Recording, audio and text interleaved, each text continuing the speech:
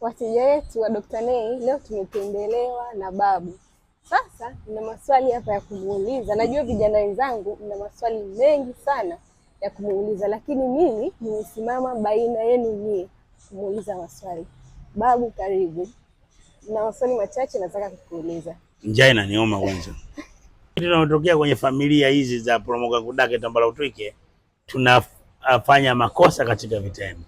Kwanza wengi hatuna msingi mzuri wa elimu kutokana na hali duni ambayo tulotoka, tukwenda senti kufanyaje, hata zile shule ambazo wazazi wajitahidi kutupeleka, tumemaliza tulikuwa tumevunja peni, daftari liko mfuko wa nyuma, vitu vinafanya na hiyo. Kwa hiyo tunakuwa tuna msingi bora wa elimu. Tukiingia kwenye kujitafuta, tunakutana na mambo yafuatayo. Kwanza, msingi dhaifu wa elimu. Pili, soko linahitaji watu lakini haihitaji elimu kwa kiwango hiko. Ndio maana ukienda nakwambia tunahitaji uwe na uzoefu wa miaka mitatu. Mimi nimetoka chuo, uzoefu wa miaka mitatu huko. Kwa hiyo unahitaji elimu lakini soko linahitaji uzoefu. Sio, mnafahamu? Sasa sisi ambao tumetoka kwenye hizo familia tunakuwa tujapata hiyo elimu, ila tunakuwa tumepata uzoefu kwa sababu tumekuwa kwenye uzoefu. Nini kinatufelishaga? Kinachotufelisha sisi ni vitu viwili vikubwa sana. Cha kwanza,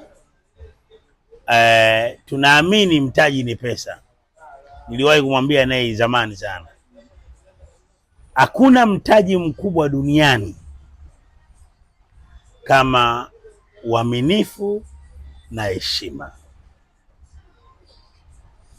Vinatufelisha sana sana vijana wenye elimu, wasiokuwa na elimu, wenye vipaji na wasiokuwa na vipaji, wenye fursa na wasiokuwa na fursa, wanafelishwa sana na kukosa mitaji hii miwili, uaminifu na heshima.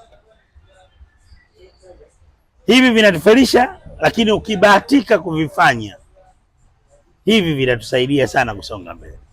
Kwa sababu leo hii mimi kwa nini nimekuja kwa Nay?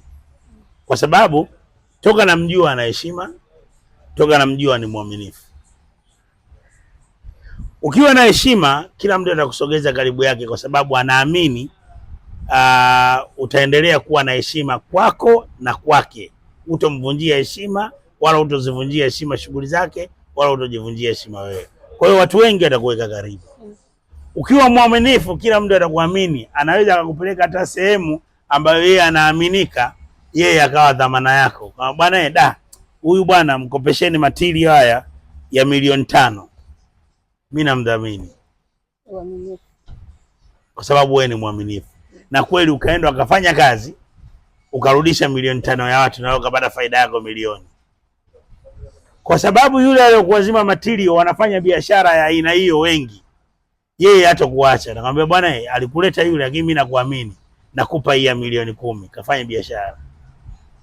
Utaenda unafanya biashara ya milioni 10 kwa mtaji wa malikauli na material ya watu, utapata faida milioni 3, utarudisha milioni 10 ya watu. Atakupa mtaji wa milioni 20, material ya milioni 20. Sasa kutoka kuwa na faida ya milioni 1 utakuja kuwa na faida ya milioni 5, 10, 15.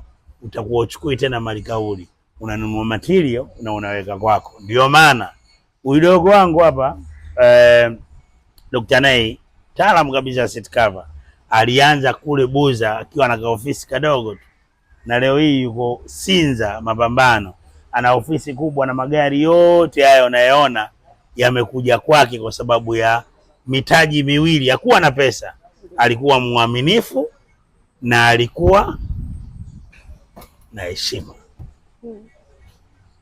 Kwa hiyo kinachotufelisha vijana wengi niko sio waaminifu na hatuna heshima. Kwa hiyo tunakosa watu ambao wana pesa kuwekeza ndani yetu.